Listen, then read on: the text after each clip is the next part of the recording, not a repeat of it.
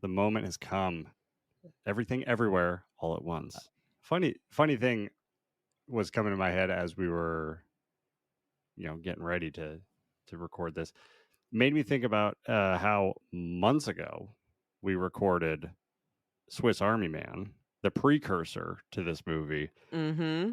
And I'm pretty sure it was like a third episode we ever recorded, but we never ended up posting it because we were just like, once we got rolling, just like things were happening, we're just like, we don't know what's the Yeah. the kickoff to let's post this. It's also kind of an obscure choice of a movie. Very. So yeah, wouldn't it would have been a really crazy first episode if we would have just like come out the gate with Swiss Army Man.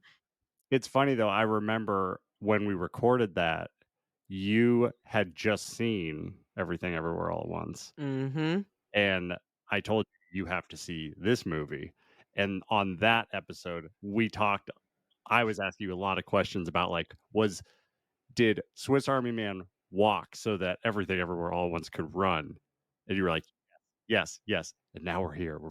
We're gonna talk about it. And do you agree? Yeah, for sure. Right? They're only getting better, and it's like just incredible how talented these guys are. The Daniels, we love them. I could talk about them all day. They And really this are. movie is just it's perfection. I think it's going to win Best Picture, and if it doesn't, then something is wrong with the world. Then we will riot. This is what we need, I think, to bring us all together. It's the perfect movie. It really is. This movie has to win. Michelle Yeoh has to win Best Actress. I mean, I need to see the other movies, but like, she's so good in this movie. I know she's incredible. I really want her to win too. She's going up against Kate Blanchett though, and I know she's always great, but she's won a few times. Like, let's let her have a break. Let's give Michelle Yeoh hers. She deserves it. We're gonna have a whole talk on Michelle Yeoh. Side note: if you guys want us to drop the Swiss Army Man episode, maybe just let us know. It's just sitting in the vault. But anyway, so Everything Everywhere All at Once. This movie came out this year, March 2022. Basic plot of it is an aging Chinese immigrant is swept up in an insane adventure in which she alone can save the world by exploring other universes, connecting with the lives she should have led. And that's it. But man, is there so much more. Yeah, I heard that like when a movie's like in production, they'll give it like a fake name and like a fake description sometimes to like keep secrets. And this one was like a woman does her taxes. Yeah. And that was it. And I was just like, I love it. It is pretty crazy when you think about the fact like that this movie takes place in some of the most boring places in the whole world, like a laundromat and a literally like the IRS Yeah, like building. 60% of this movie takes place in the IRS building. Yeah, but it's so colorful and bright and so much that it's just like it's really cool how like I just think the whole point of the movie is the beauty in the ordinary things and seeing the beauty in the world even when it doesn't, it's hard to sometimes, but anyways, I just love it. Yeah, and I think this movie also is, it's a multiverse movie, but I think this is like the most viewer friendly multiverse thing I've ever seen. Like Yeah. even if you've never heard of it before, like it you get the idea of it. Like the movie really explains it really well. Like the movie doesn't I don't feel like the movie really like hinges on the multiverse component of it. No, it like really like that's just kind of like a good representation of the character almost. And like I Yeah. love that that's like, she's so distracted with everything that she could like It's like travel to other ADHD. universes. That's exactly it. And the like Daniel Kwan said that he was diagnosed with ADHD like while writing this movie cuz he was like, "Oh yeah, let me do some research on that cuz I don't want to be offensive to people who have it if they're making their main character have ADHD." And then he was like, "Holy shit, I have ADHD." And I was just like, I think that's amazing that this movie helped him like figure that out. And then I bet you for other people it has helped as well. But as someone who lives with ADHD, I can just say my entire life it could be called Everything Everywhere All at Once. That's how my brain feels all the fucking time. So this movie really made me feel seen, even though I knew I had ADHD already. But it was still like, I think, a special experience as somebody who can like really relate to the main character. I feel like my brain is like a ping pong sometimes. It's just going all over the place. Yeah, as a fellow person who was diagnosed well into my adulthood, Mhm. yeah, Same. this movie has so much like stimulation that like I'm just hooked to it. It's Yeah, amazing. it's really, I feel like if you have ADHD, you're just like, "Wow, oh my god, there's so much happening." And that's why I have to watch it so many times because there's so much cool shit going on that you might miss, but I do think it's just like it's very cool, like the idea that like you're right, it's not the multiverse that's like the main point of the story, and you're excited about who we're gonna see from the other multi universes and Mhm. stuff, or like what are they gonna look like? Like that's like really a side plot. It's like a plot device in order for like to build the character development, which is just really strange to use multiversal stuff as a character development tool, Yeah. but it works. The multiverse is the car. The story is about the driver. There you go. That's beautiful. You know, but there's a lot of other multiverse movies and shows where like it hinges on the multiverse aspect of Like, it. that's the coolest part, that's the most exciting thing that Yeah. you're looking forward to, and It, I'm assuming it's just Marvel movies, but I'd be curious. I'm sure there's other ones, I just can't think of them. yeah. There's a couple. I got a list for you. Perfect. But anyways, this movie, if you haven't seen it, you should go see it. It was a huge hit. It was the budget for this was like 25 million estimated. It did over 100 million worldwide. I'm pretty sure it's still the number one movie by A24.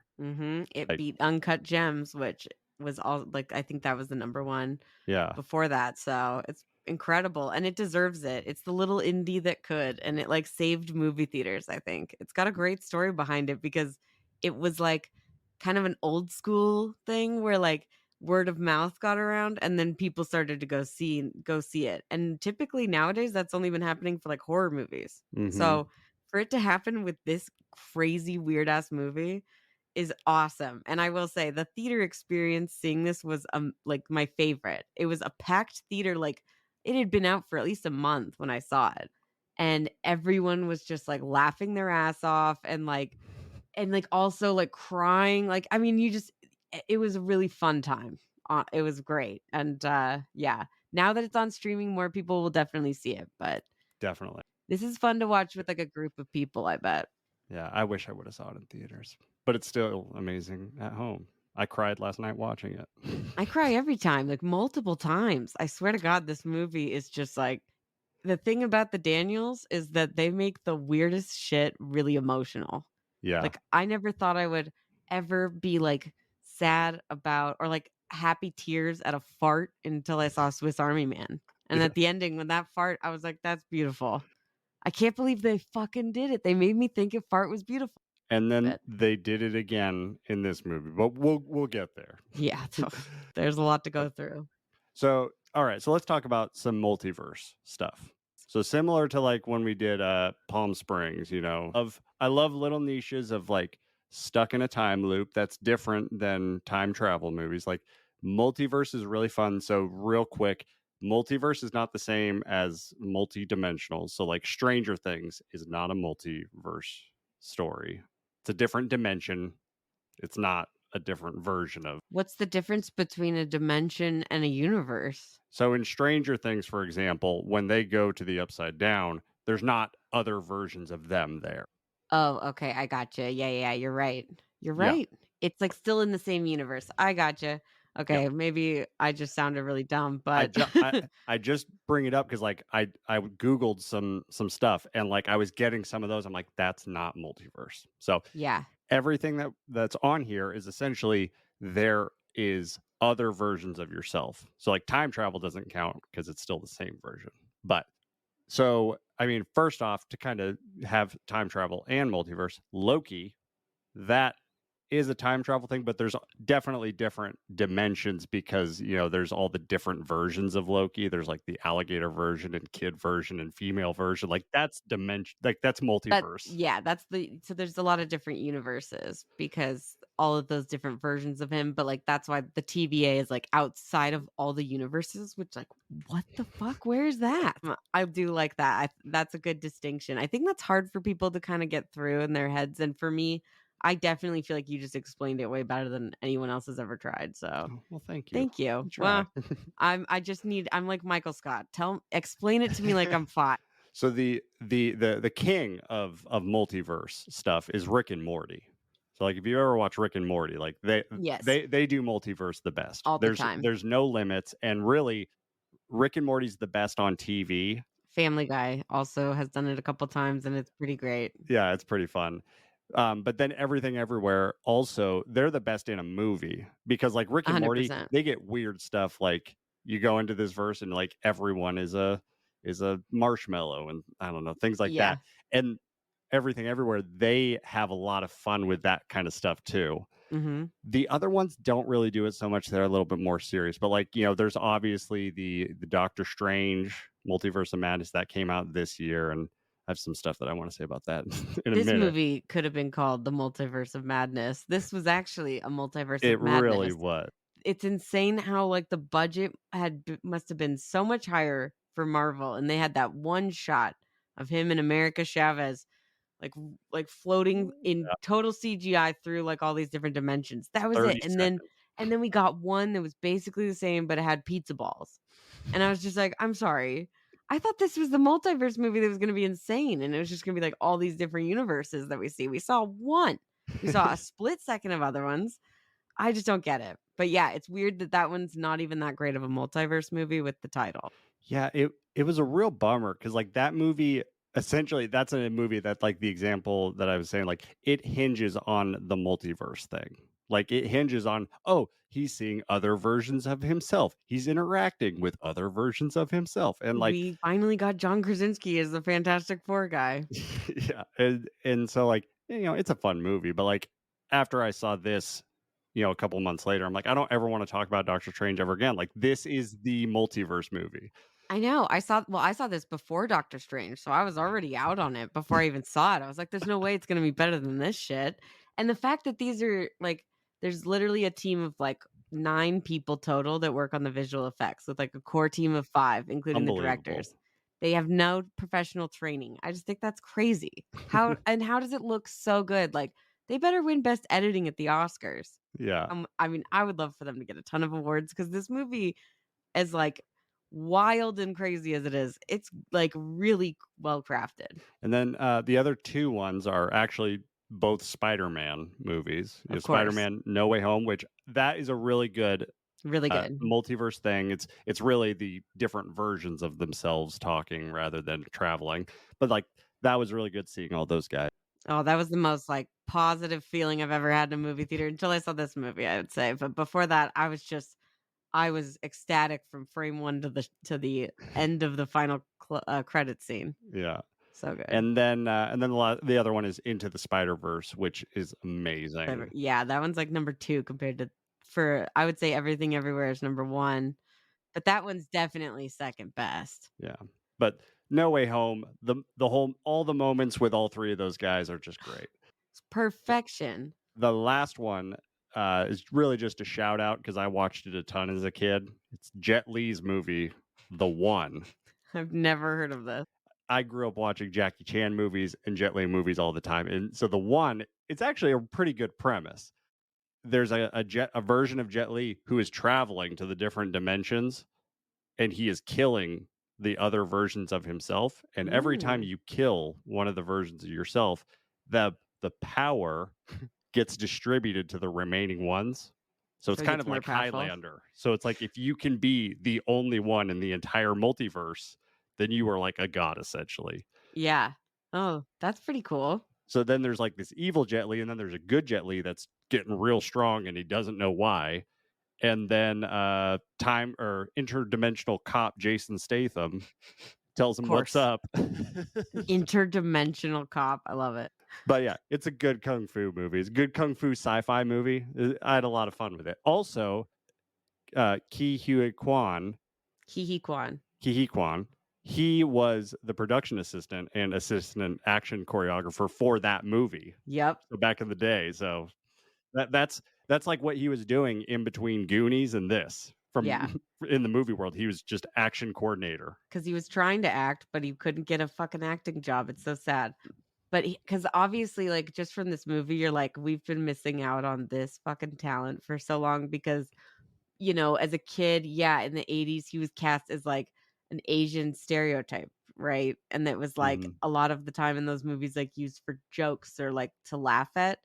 And it was very similar to like I forget his name, but the actor in 16 Candles who plays like the foreign exchange student who lives with the Mm. grandparents, and he's like very much like, oh yeah, but it's like, so those two actors ended up getting like basically no one wanted to hire them, whether they were like Asian, like produced movies or not, because it was just like, oh, they were associated with that even when they were young, and that would be like a whole thing because it's like, oh, it looks bad, but it's like it's not like they fucking wanted to do that. I mean, they just did it because they were lit like young, Yeah. right?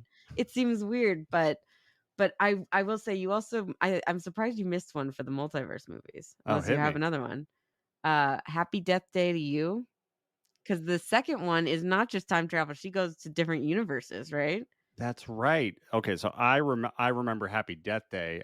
I've seen that one more than I've seen the second one, and you're right. There's Yep. totally an alternate. Yeah. I was not expecting that when I watched that movie, and I was, like, not sure how great the second one would be, but I loved it.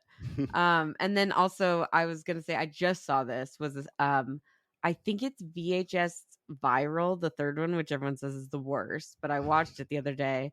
I can confirm it is the worst. However, there's one there's one segment, and it's about the multiverse, and it's this Mm, guy in, Spain, or, like, something like, or maybe it was, I forget where it was, but, somewhere in South America, and he's, like, turning on this, like, basically this big, like, machine, this, like, looks like a teleporter kinda thing, like The Fly, but mm, then it's, like, it opens, and it's, like, a perfect reflection of where he is and, like, another version of him, and everything looks the same, but just, like, reflected opposite, and so they, like, both agree to, like, they have their cameras, and they go to, like, "Okay, I'll give you 15 minutes in my side and 15 minutes and they switch. And they're like, "I mm. just wanna go explore and, like, videotape another universe." And, one of the guys ends up with a pretty shitty deal because people are pretty fucking weird in the other universe, and let's just say that there's some monstrous genitalia that emerges that I did not see coming, so you never I just think, like, this movie made Everything Everywhere makes multiverse jumping look hella fun and cool, but I feel like in reality, it would be a horror movie, honestly. I would not wanna know, like, if anyone's got a fucking dick with a mouth and, like, sharp teeth, fuck that. Not into it. Well, I know there's other ones, and I just listed the ones that I've seen. But speaking of jumping, the the directors and how they approach or multiversal travel is so creative, so unique, so funny. Like, I was texting you when I was watching. I was like, this movie just like does not have any restrictions. It has no limits. Like, they None. do all these non-traditional things. And so, like, first off, I love that they don't do the multiverse thing where they're like, what if one version of yourself met another version of yourself? Yeah. Like, I love that they just didn't do that. Instead, they're like, you can essentially tap into their memories, their skills, their abilities, and borrow them. Mhm. It's And really cool. it's really cool. It's pretty simple. Yeah. It takes out all the, oh, we gotta do CGI, and like, Mhm. you're a weird version of me. And the jumping part is so funny. It is, and I love how they film a lot of that stuff practically, and then, with the frame rate and shit to, like, Yeah. make it look really cool, and then they, like, obviously add in all the visual effects of the other universes, but, like, especially that scene where she's, like, in the chair and getting, like, pushed back, like, it's, Yeah. like, really cool. She, like, acted in slow-mo, and they just, like, did it normal Yeah. and then, like, adjusted the frame rate, and I'm like, "That's so cool." Like, I love the fact that they're very innovative and trying really cool new shit, and just, there's just, like I said, it's so well done, even though some of the shit that you're seeing is so, like, bizarre and weird that you're like, "What the fuck?" But it's all, like, I just feel like it's incredible. It's a weird combination, but it works. They pull it off. It's definitely one of the goofiest movies I've ever seen. And that's part of why I love it so much. It's like Swiss Army Man. Like, how did you guys pull this off? Yeah. There's no way that it should work, but it's like then so to go back to what you were saying about, like, how they make it so much easier to understand and, like, the whole the unique way that they show it. It's also just very visual, so I feel like it's easier to process. But what's interesting about it is that, like, the reason that they can really explain it in, like, kind of really easy to understand terms is because you would expect, like, from a movie with this plot that, like, the daughter, Joy would be the main Hmm. character who's, like, traveling, and while her character obviously does travel all the universes, it's like the main character is like the mom. So it's like she doesn't understand any like she doesn't watch a Marvel movie. She would have no idea what the fucking multiverse is and all this shit. And so Oh yeah. I love that that's like a huge part of it that like she's the one getting shoved into this crazy thing and like not knowing what to do and figuring it out. So it does help make it a little easier to process because they have to like explain it for her because like she also wouldn't understand.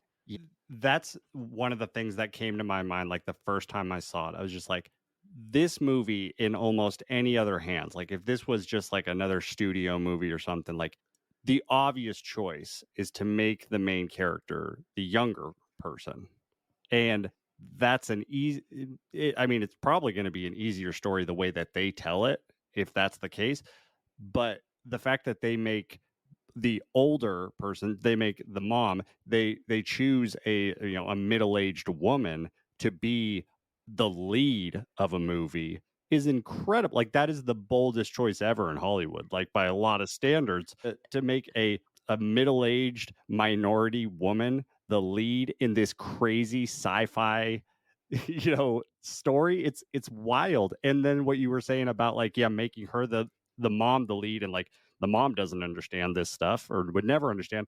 I found myself laughing the whole movie because, like, or Evelyn, she is essentially the avatar of any person who doesn't know what the multiverse is.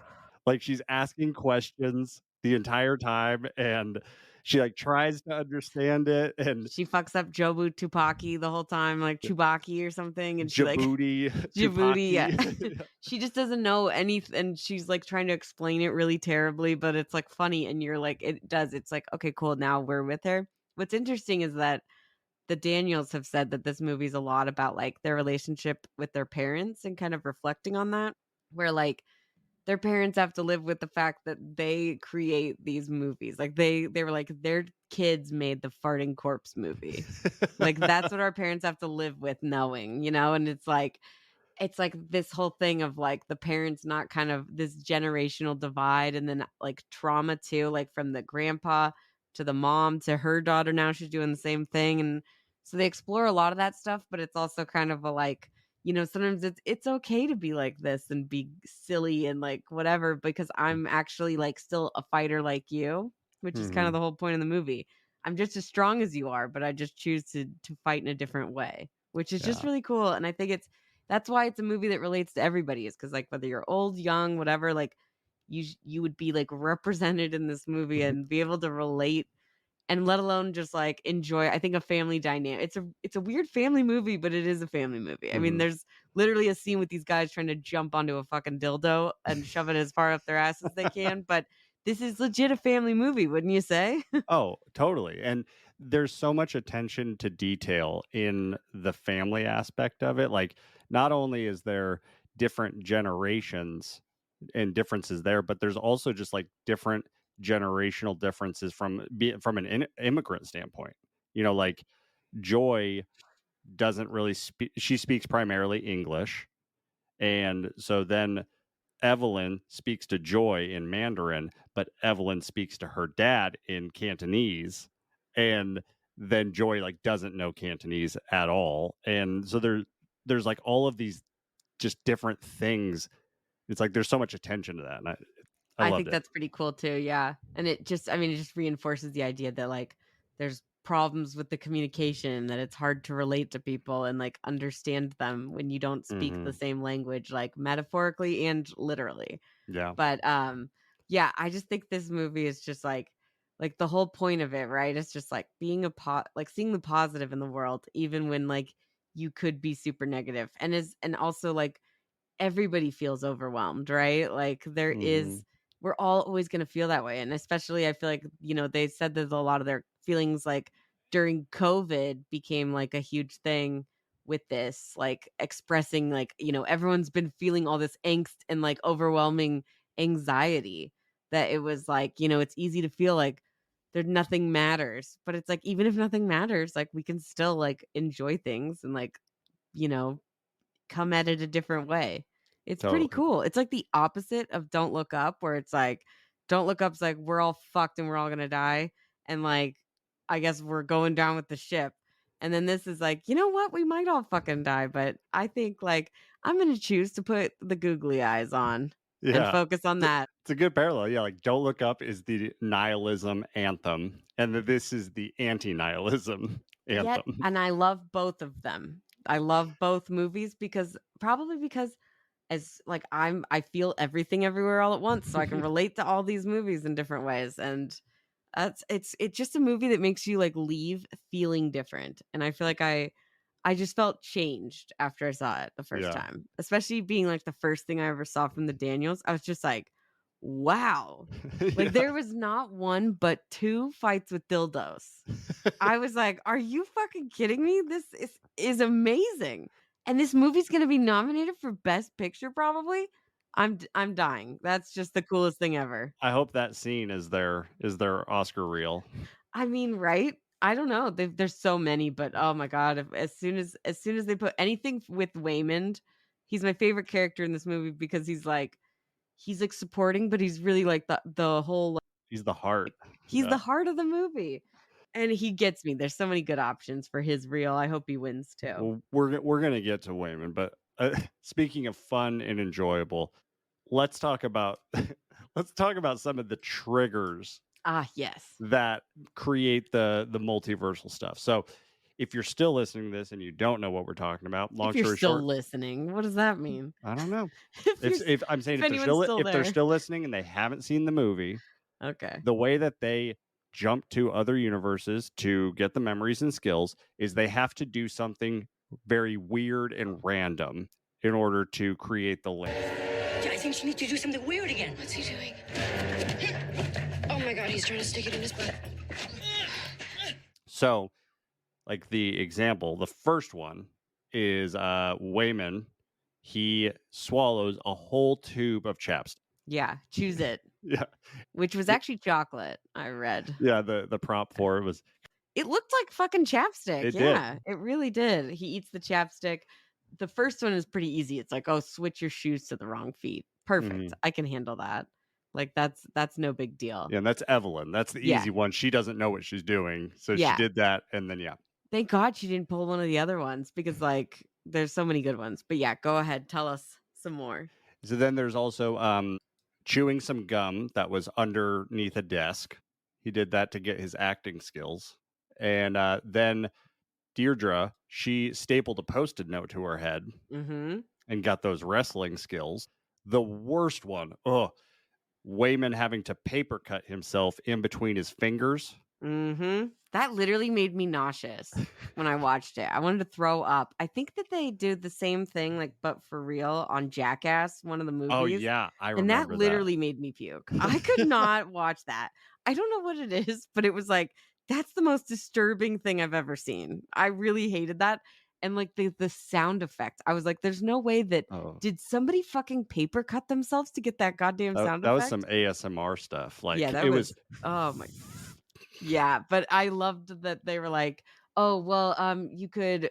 They were like, "The only other two are break your own arm and or take a nap." Oh no, that was another one. So that they that's the said next too. one is Evelyn had to get her kung fu skills, and so yeah, she had to profess her love to Deirdre, who's Yeah. trying to kill her. Mhm. And they're like, the other options are break your own arm or take a nap. He's like, "You're It's not like- tired, are you?"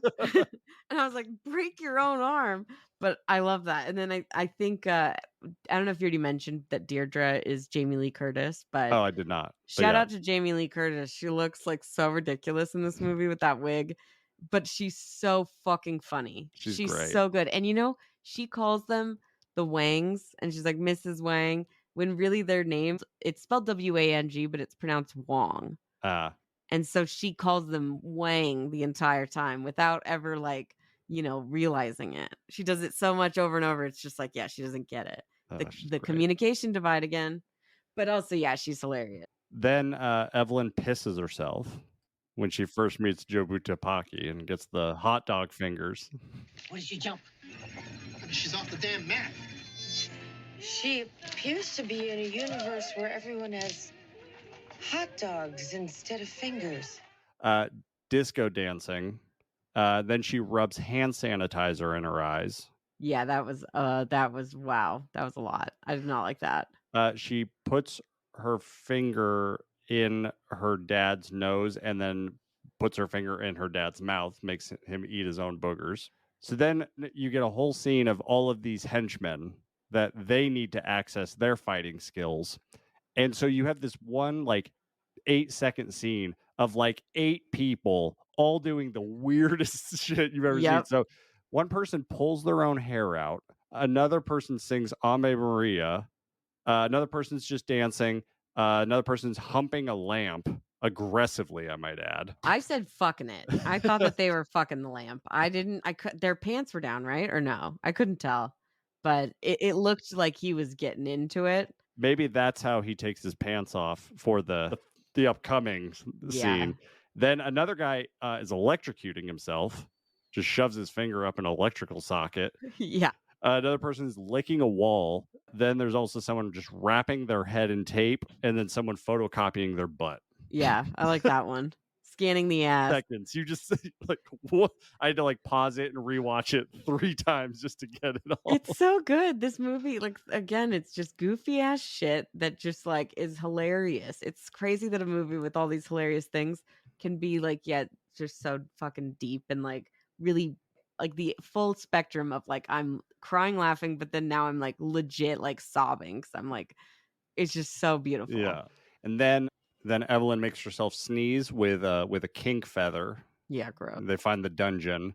Then she swallows a frog like toy paperweight thing to get her sign spinning skills, which I think is my favorite fight is that part. I'm just like, this is awesome.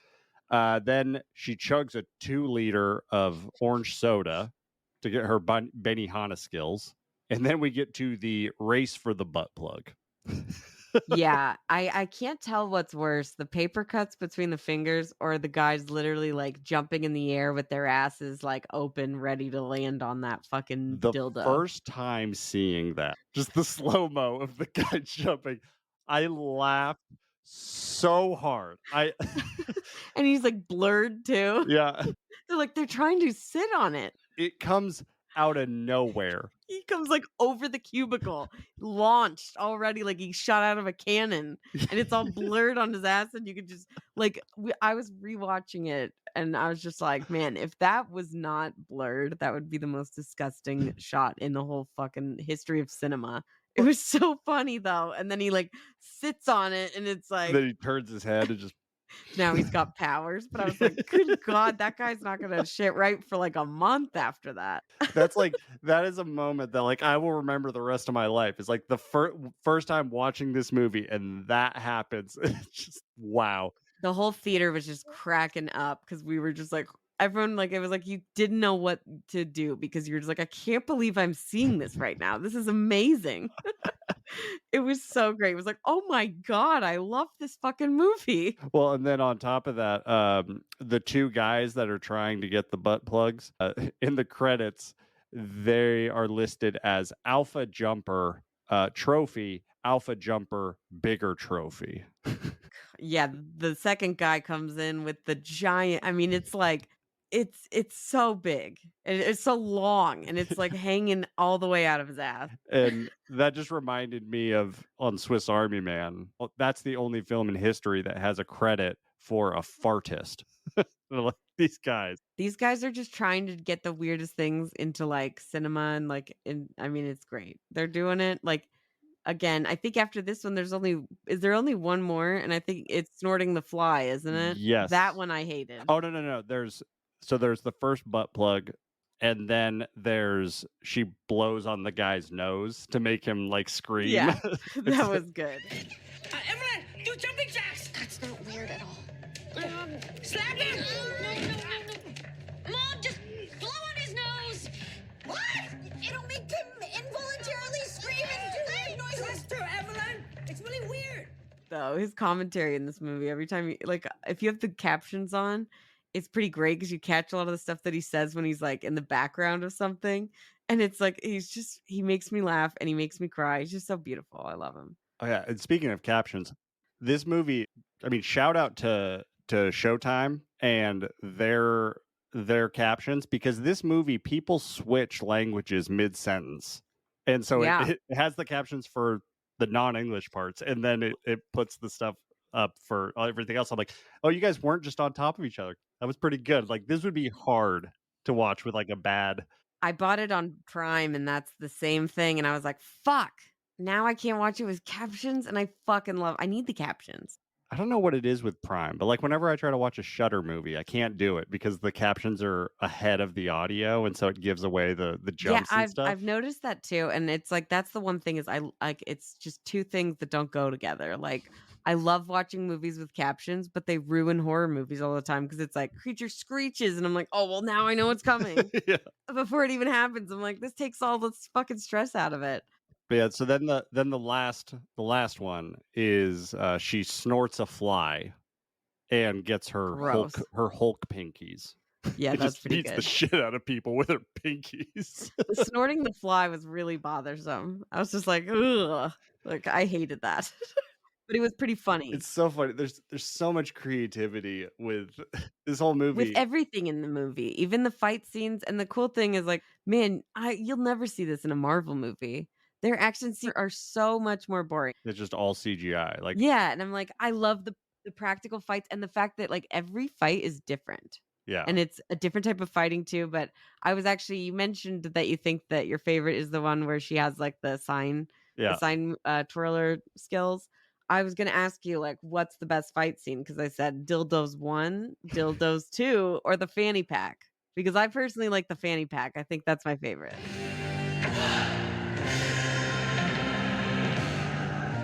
Okay, sir, that's enough.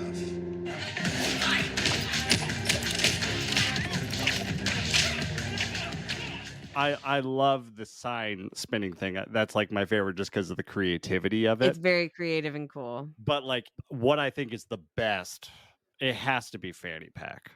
It has to be fanny pack because it's the first one. Yeah, it comes out of nowhere. So this is a good transition for another thing about this movie that's just like they have no restrictions, no limits. They do what they want, is the casting. And so, I mean, the fanny pack fight in Kwan, unbelievable.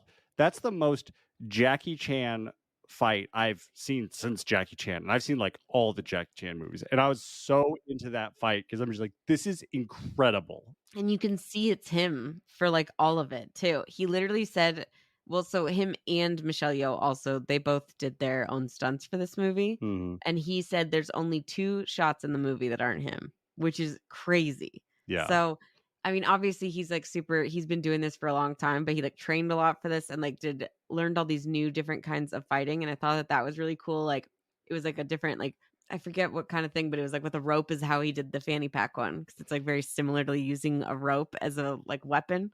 I'm not sure what exactly a rope weapon would be, but so it reminds me of Jackie Chan in like Shanghai Noon when he ties a rope to the horseshoe. Yeah, there you go. Yeah, it's just wild. And yeah, the way that they do the camera and like they keep it all so focused on the action, it's all practical. There's also that one scene of when he's like rolling the fanny pack across the ground and it looks like they just strapped a GoPro to it. Yeah, like, it's so cool. Like they didn't overuse it. They did it once. It was like, oh, that's cool. There's so many shots like that where it's like just a really unique, really cool thing, but it's like they just do it and then they move on. And you're like, oh, like they're not doing it too much. They're not trying too hard. It was like there's one too where like Evelyn is standing and like Jamie Lee Curtis is telling her to sit down and like it's from her point of view and the camera like sits down and I just was like, I love that. And then it's like it's gone and then you're on to the next thing because this movie really is everything everywhere all at once. They also do my favorite thing in fights like this where obviously the bad guys are overmatched. Like he's just beating the shit out of them. But they do my favorite thing where he stops and then he turns it up a notch. When he puts the rocks in it, I was like, oh, let's do the I'm so I was so there. And then, so it's funny actually. I was just talking about this with my boyfriend Nolan last night, and he was saying that, like, what he thought was cool about, like, this is why his favorite is the fanny pack fight scene, is because he's like, the first time that you're watching it, like, if you don't notice in the video, like, store footage of like the laundromat in the background, you can see like when Yeah. Alpha Waymond takes his body and like jumps up on top of things and like looks like a fucking spy running all over the place. And you're like, what the fuck? Like, but if you don't catch that, it's like you're not expecting him to be that agile and like Yeah. crazy, right?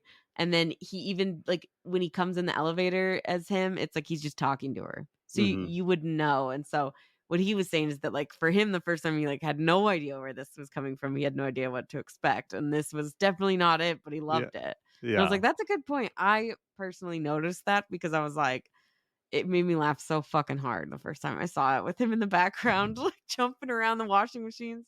So good. But that's what's cool about it. Yeah, like him this being his first acting since being a kid, like what a bold move to just bring back a guy who, technically, you would say like isn't experienced or anything. He was incredible in this movie. And like Incredible. how he had like 3 different personas. Like he was great.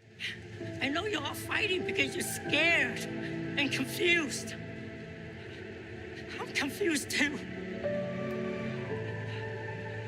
All day. I don't know what the heck is going on. Also, Stephanie Hsu, Love her. I have only seen her in The Marvelous Miss Maisel, which I love that show, and she is just wonderful in it. Oh, wow. I was not expecting that you like The Marvelous Miss Maisel. It's so good. Oh my God, Jace. Renee, you would like it. I'm sure I would. I know it's like the same woman who did Gilmore Girls. Oh yeah, but it's not Gilmore Girls. There's some stuff similar, but like I've seen Gilmore Girls, and you loved Gilmore Girls, so you would love it. That's what I'm saying. Like, if it's like Gilmore Girls, I would love it. But I'll watch it. It's great. It's my favorite thing from Prime. But she is really good in that, and so seeing her in this, in Maisel, she's playing a grown woman, and in this, when I watch it, I didn't know she was in it. I'm like, is that the girl from Maisel? Like, she looks like a kid in this movie. Like, wow, and she's amazing. Also, I think she's maybe the best villain Of all time. Yeah, like she's better than any comic book villain. She's amazing. incredible. Yeah. Her intro scene Mm-hmm. is like She's one of the hilarious. best things ever. Like when she gets shot and then she's like, Don't worry, Evelyn.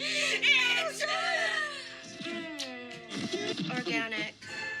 it's like licks it like it's fucking ketchup. It's so good. Like just that whole first fight scene with her where you see like, holy shit, like she's turning guys into confetti and then like turning their guns into giant dildos and smacking them. Like, I mean, it's just crazy. She does It's the incredible. wrestler slam, Yeah. the luchador slam. I love all of the different outfits that she has, and I think her style in this movie is impeccable. I'm not a man of fashion, but god damn it, do I respect her style of this. She's gorgeous, but yeah, no, I think she's incredible. I think like just this whole family dynamic feels so real, and it's really good. I feel like they lived together for like 6 months before they made this movie or something. Cause like, how the fuck are they? It's just amazing. Well, and the fact that like she's like most of especially the last half, she is going like toe to toe with Michelle Yeoh, and she's going and like it's incredible. Like she's our age. She's like 32. I know. I haven't done anything with my life. I'm about to be older than her this month, so fuck. Thanks, Jace. To be fair, she's really wise in this movie too. Like, because you see, when you really put everything on a bagel, it becomes this: the truth. What is the truth? Nothing matters. I think she's amazing. Like, we're all She's small so and good. stupid and just be a rock. I'm like, yes, I get it. I think if I were Evelyn, I'd be like, yeah, let's do it. Let's fucking make the bagel. like the bagel with everything on it. It's like it's great. I love too that like she's not really trying to kill her. She's looking for her to like help her basically because it's her daughter from another universe, but like her mind is fractured, so she lives everywhere, or everything everywhere all at once. Yeah, I thought that was such a like a brilliant twist, and I think we can get to that in the next part. But yeah, Yeah. she's incredible in this movie, and also like this is her first like real like movie, so it's like again another incredibly bold choice. Also, Jamie Lee Curtis, I think this is my favorite role of hers. Yeah, it's great. The fact that they cast her as like this movie really only has like 5 characters in it. Yeah, but she's like one of them. She's in all the different universes a lot, but like Yeah, it's really weird to like have Jamie Lee Curtis as like the most famous person in this movie, but like she's not in like she's in maybe like what 50-60% of the movie. yeah, in different ways. She's the one that definitely plays the most different versions of herself. The hot dog fingers is my least favorite, and the way that they like use their feet when she's like playing the piano.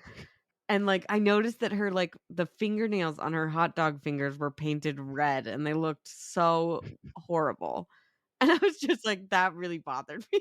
It's so weird. Sarah's like favorite part with the hot dog storyline is when they fight and then she grabs her bag and hops out, but she grabs her bag with her feet. Yeah. It's like this really intense moment, music, and it's just like she grabs the bag with her feet. Sarah just loses her mind. I personally love the fact that like they showed like how that universe would have like even happened where it was like hot dog finger apes destroyed the like they kill the apes that have regular hands. And I was just like, there's no way that would ever have their fucking fingers are just flaw. Like, how do you think of this shit? It's so weird. And that's why it's amazing. I love when she does that and she's like, "Where did she go?" And she's like, "She's off the radar."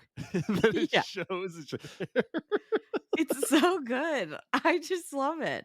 It's like I don't know where they came. I mean, they must be high coming up with this shit, but it's great. It's so good. And the fact that like a movie with like I mean, I think I say this about every weird thing in this movie, but like one of those would be weird enough. But the fact that this movie has like 100 really weird things, Yeah. like I feel like you kind of expect that from Swiss Army Man. Like before I even watched the movie, even though I had seen this, I still like I knew that movie is about a guy who befriends a corpse, and the corpse does like is like a Swiss Army knife, right? As a but with a dead body.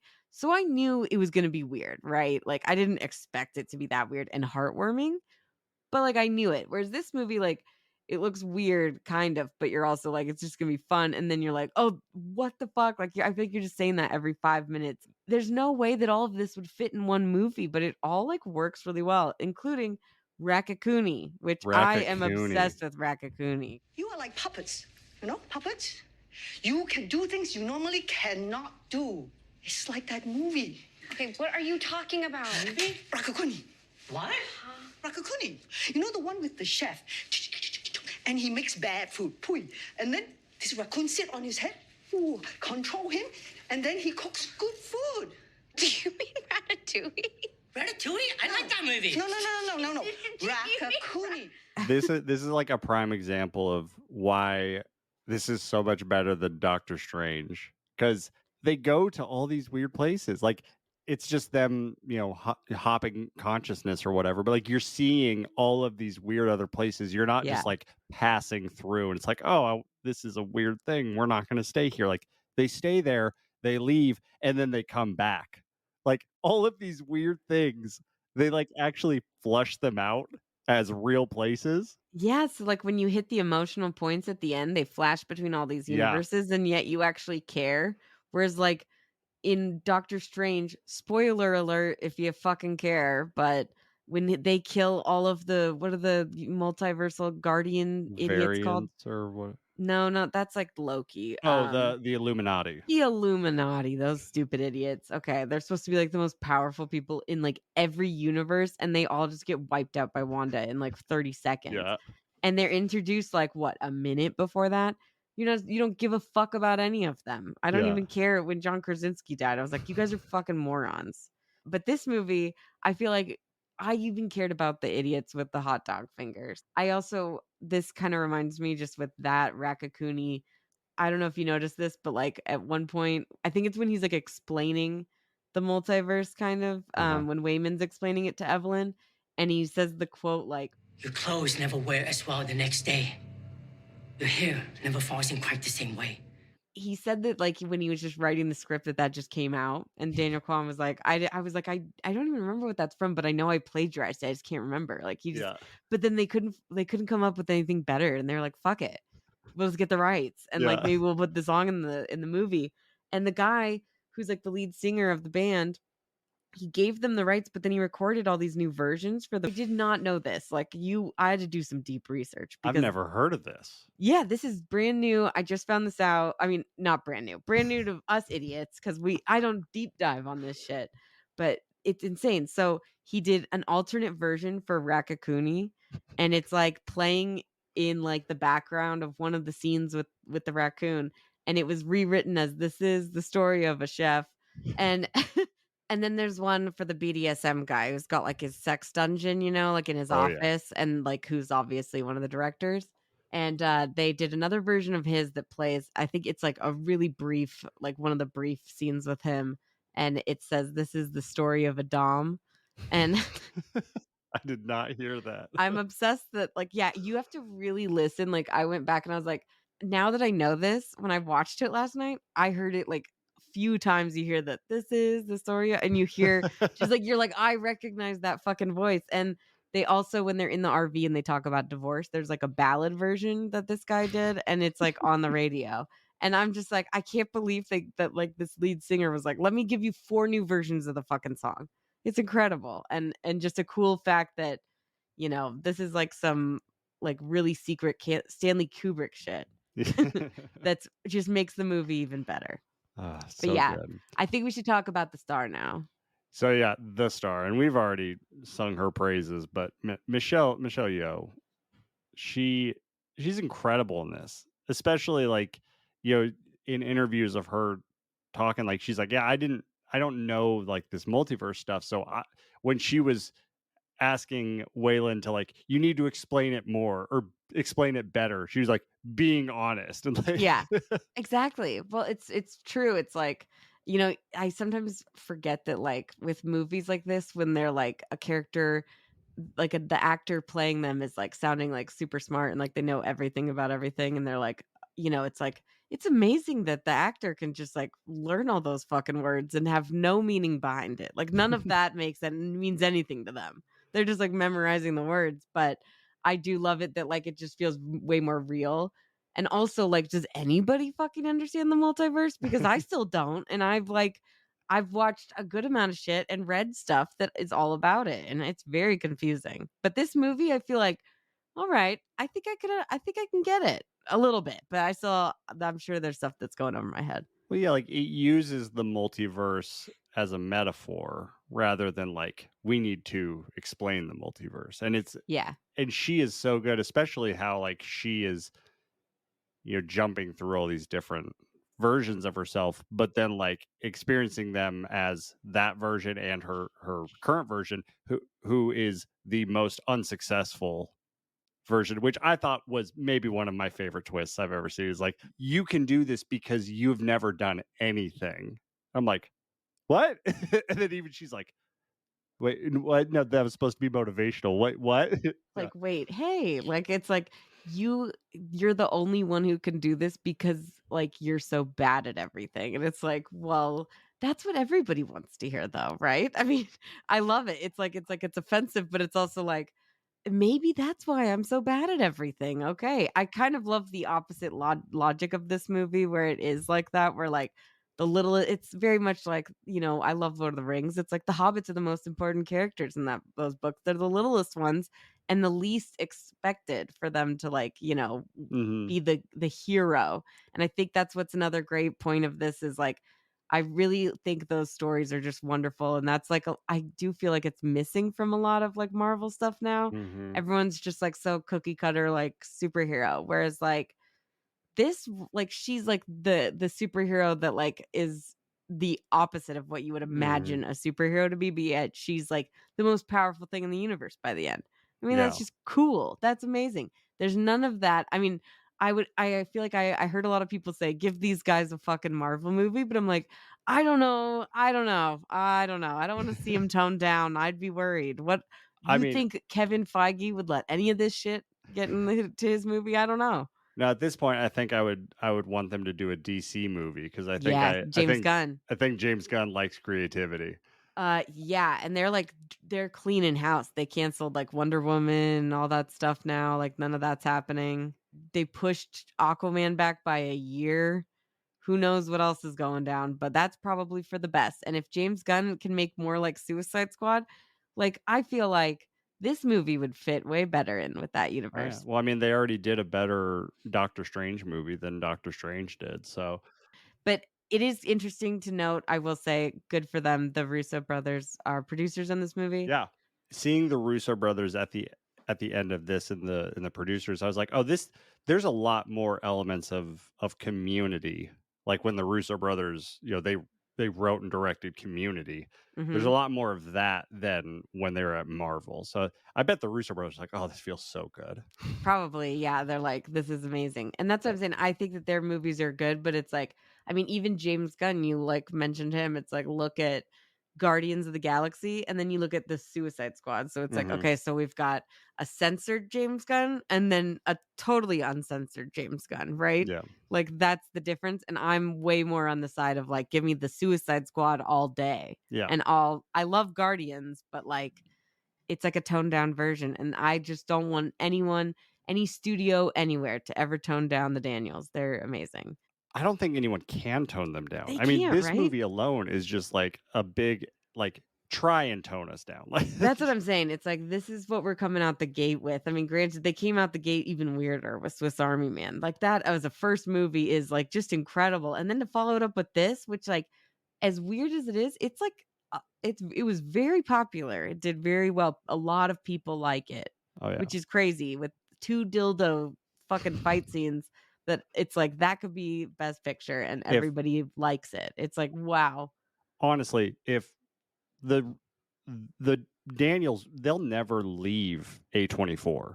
They Like can't. A24 funded both of these movies. Like why would they ever leave? Exactly. That's what I'm saying. You need to go somewhere where they're gonna let your freak flag fly. I thought Yeah. I was gonna fuck that up. That was a hard alliteration to say. But yeah, I do want to just say though, like, and as much as like I love Kwan, I love Michelle Yeoh, and I mean I've loved her in everything. I think she's been around and been in so many different things, but this just feels like her moment to really just show us everything she can do, which is a lot. I mean, it's literally everything everywhere all at once. It's incredible how many different things she has to do in this movie and that she does them all so well. Maybe it's like you said. Maybe there is something out there, some new discovery that will make us feel like even small pieces of shit. Something that explains why you still went looking for me through all of this noise. And why, no matter what, I still want to be here with you. So I went through her IMDb, and this is this is definitely the biggest one for sure. One of the only movies that she is the lead, like first listed person. American movies. She's done a ton of stuff Yeah. in Asia and in foreign films, and like is the lead in a bunch of those. This is like her first American film that like she's the headliner for. She's not the co-star, she's not the female interest, like Yeah. she is the boss. And she's been in 58 movies and TV shows. Like Wow. she's been in cinema for almost 40 years. Those are like some Sam Jackson, Nicolas Cage numbers. It's crazy. And to think that like this is her moment. Daniels, they were just like, will you please do this? Like it's wild. And so there's this video that you should watch. It's a GQ interview. It's one of those videos where she does all of her iconic characters, Mhm. Crouching Tiger, all those. But the last one, she talks about this role, and there's this one little soundbite that like it's so sweet. It makes me almost want to cry. But she talks about when she got the script. She's like, I'm going to meet the Daniels because I have to see passion from them before they even do it. But I wrote down the quote just so I don't screw it up. It's so beautiful. She said, when I read the script, I thought this is something I've been waiting for all along. Aw. She's like, she's been doing this for so long. She's like, this is the thing I've been waiting for to show my fans, to show my family, my audience, what I'm capable of, to be funny, to be real, to be sad. Finally, somebody understood I could do all these things. I'm like, oh, Are you gonna cry right now? I might. It's so beautiful. Please Oh, just God. give her the Oscar. Like, I know. Well, you know what's interesting? I was just watching another video with her, but it was the Actors on Actors that Variety mhm, releases around this time of year. It's people like usually in the running for the Oscars, and they just released her conversation with Kate Blanchett, which is crazy because they're yeah. both like the two front runners. And they were just both sitting there, and she was saying how she wanted, like Michelle Yeoh was like, I wanted a career like yours. And I was, jealous too. But I'm like, yeah, I'm like, I just feel like she has just the same amount of talent, if not I mean, Kate Blanchett's incredible, and I'm sure she could do a fucking great job. But Michelle Yeoh is perfect for this movie. There's no recasting. You could never do it. Literally, all the main characters in this movie, if you changed one of them, it'd be just totally different. Mhm. I do believe they also went to Jackie Chan originally. Well, I think that was their original idea. I don't know if they ever actually went to him, but when they were initially Yeah. writing it, He was like going to be the lead character, and then they changed it to a woman. yeah, they thought that relationship would be a lot more compelling.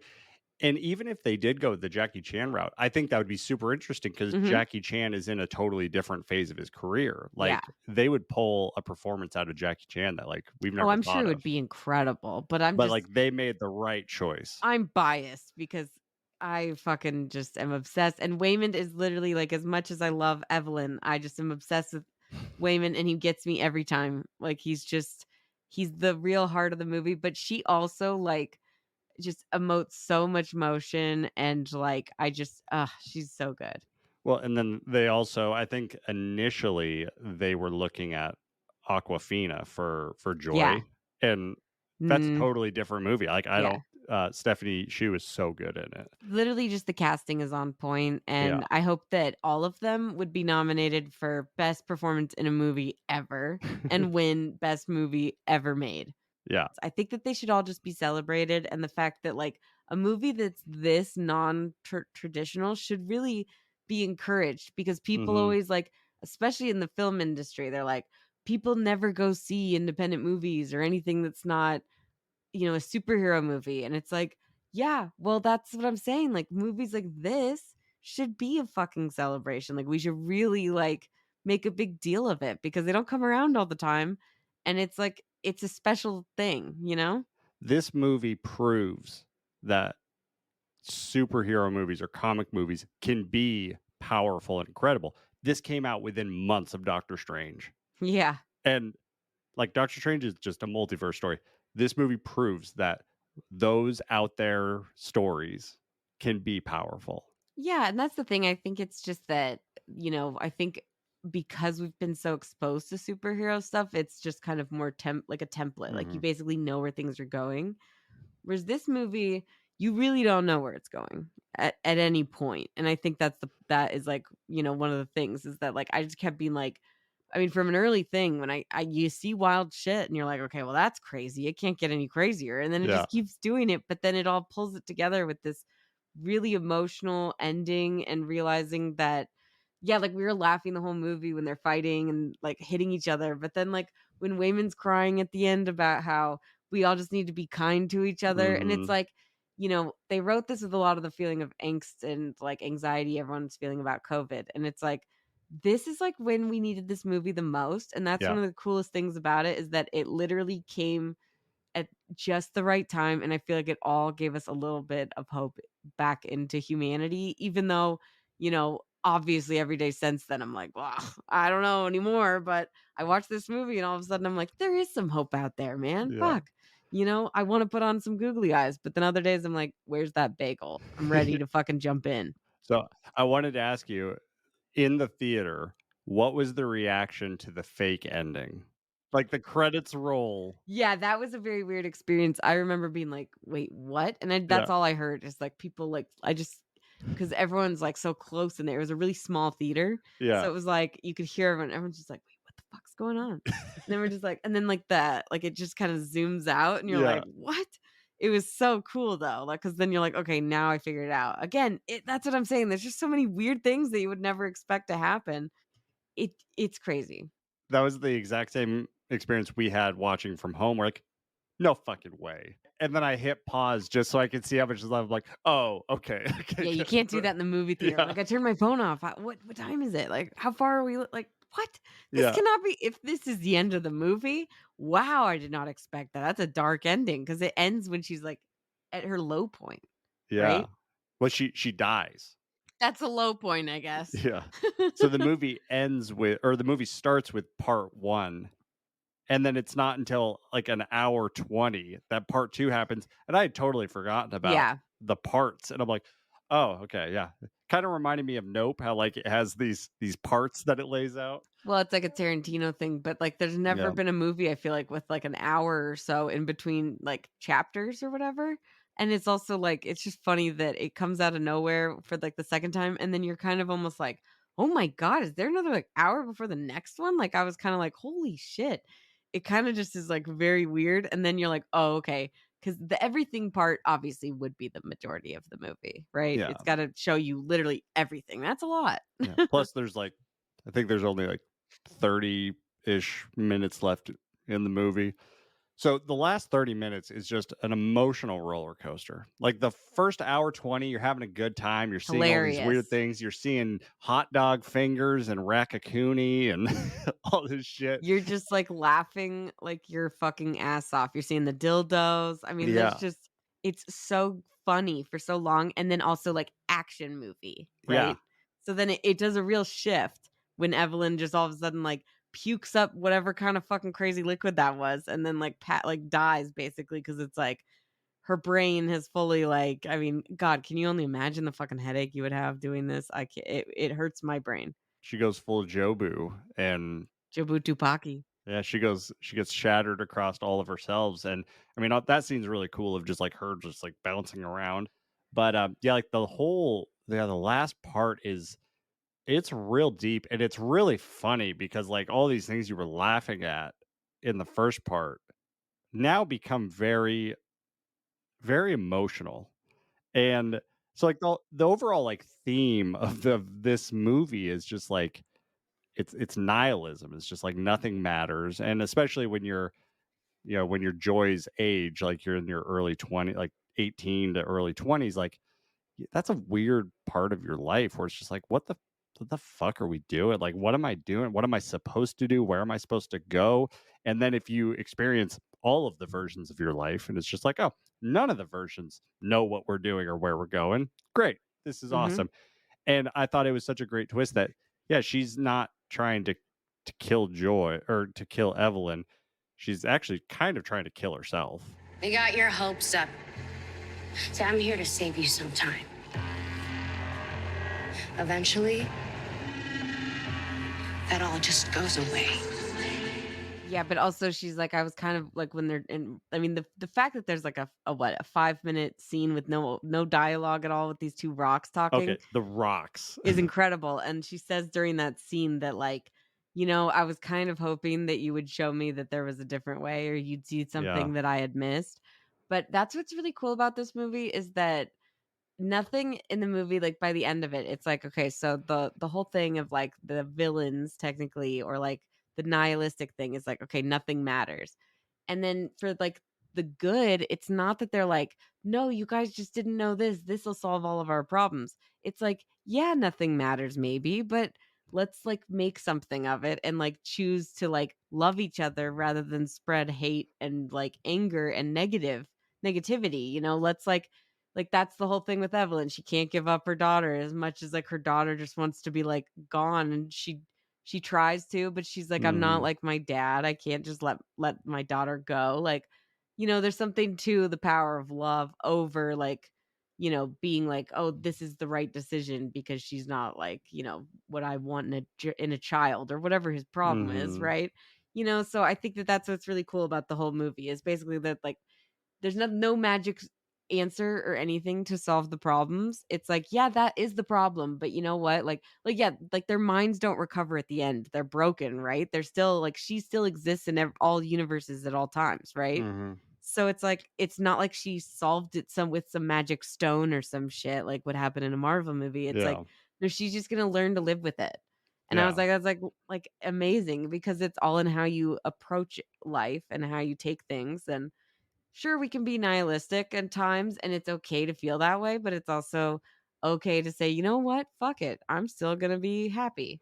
That's the power of the end of this movie is like they do such a good job of laying out Jobu's case and that nothing Hmm. matters. And they're like they have that whole thing of like the next big discovery is just going to remind us that we're all small and stupid. Exactly, and we're just even more small and stupid, and that literally nothing matters. Yeah.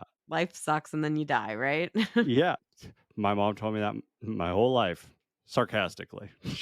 My mom was not terrible. But yeah. It's kind of a true thing. Yeah, like you can definitely look at things that way and it's That's like the tagline for this movie, but it's like also like who cares though? Like yeah, yeah.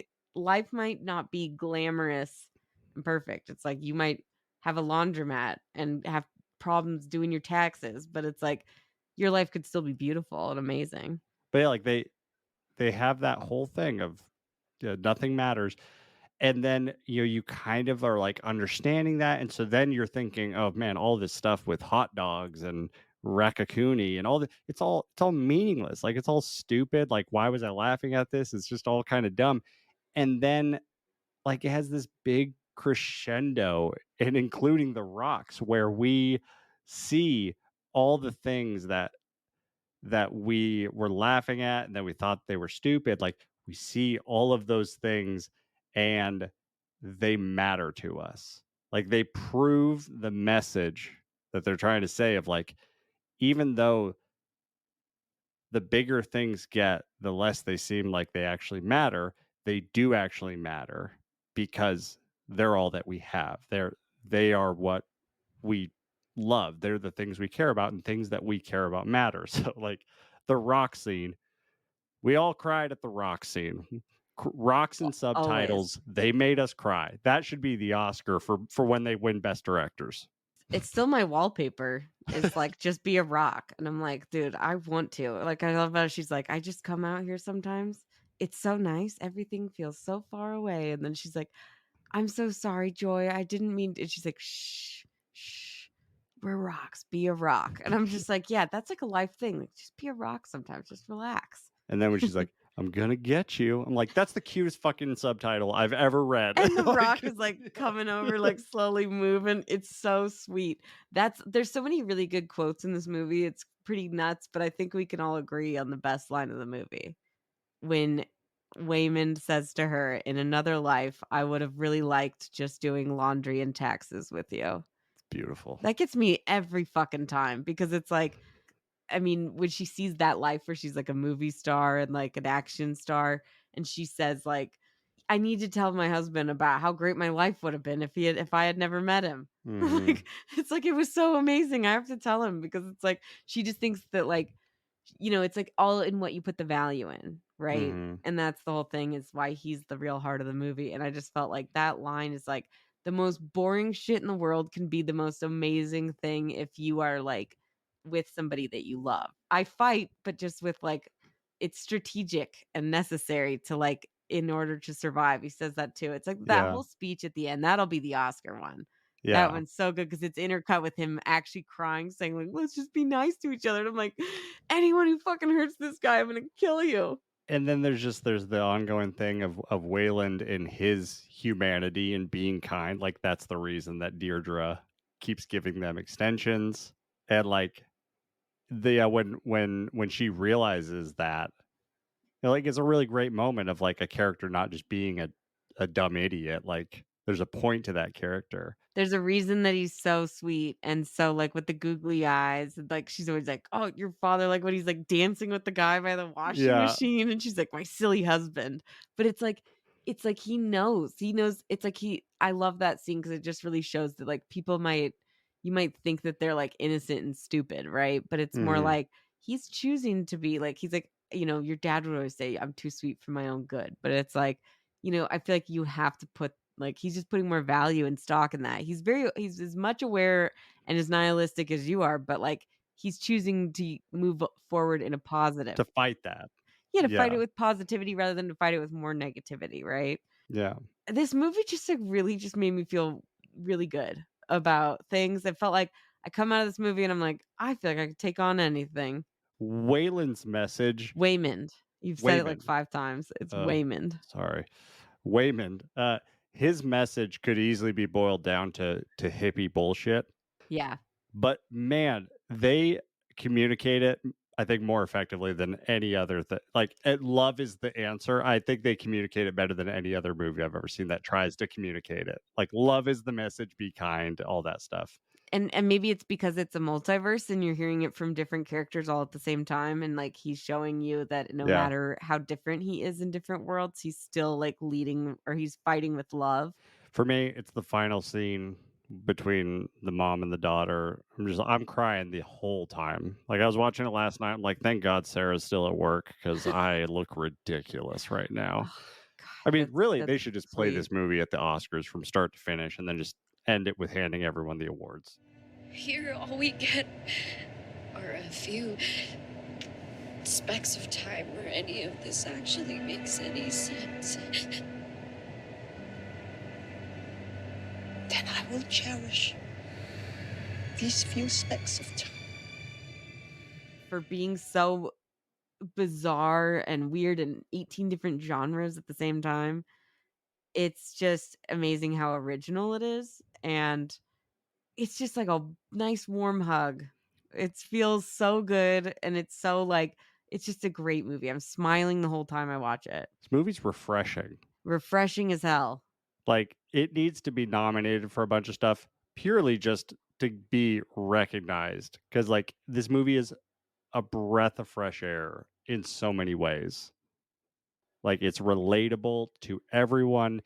It's not so deep that people don't get it. Like, it's a good time the whole way through. Like, it's artistic as fuck. Artistic as fuck. It's gorgeous. Everything. It's so well done. It's so hilarious. It's like it's broad, but it's not.